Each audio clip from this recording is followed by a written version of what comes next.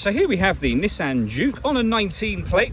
I'm going to start off by showing you around the outside of the car, and then we'll hop in and run through some controls on the inside.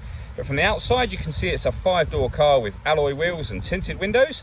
Let's start off inside the boot and then work our way around the rest of the car from there. As we approach the boot, you can see that we've got plenty of space in there, along with that 60/40 split folding rear seat.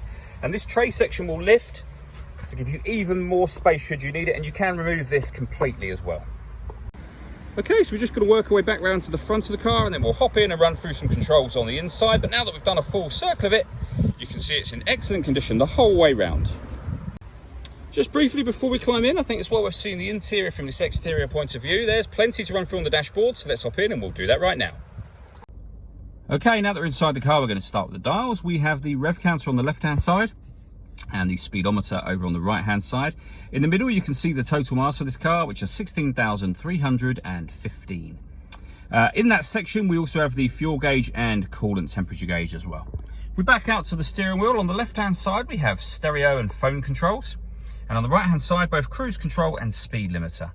Over in the center is where you will pair your phone, amongst other things. You can press the phone button and then follow instructions on screen to do that. When it comes to music in this car, we have FM radio.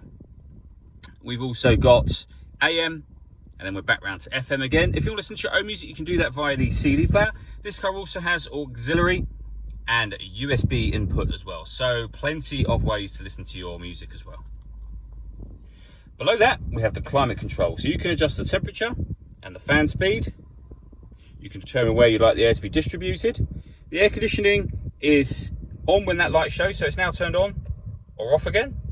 When it's on, you can also, if you wish to, press this button in, and that will turn it to auto, which means the car will take control of the fan speed and the direction of the air to maintain the temperature you've asked for.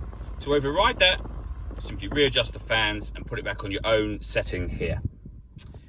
We have a 12-volt charging socket under that, as well as the auxiliary and USB inputs that I mentioned a moment ago.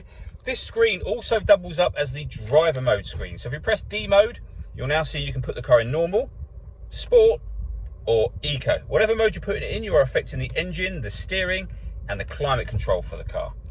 Finally, we have a 5-speed manual gearbox.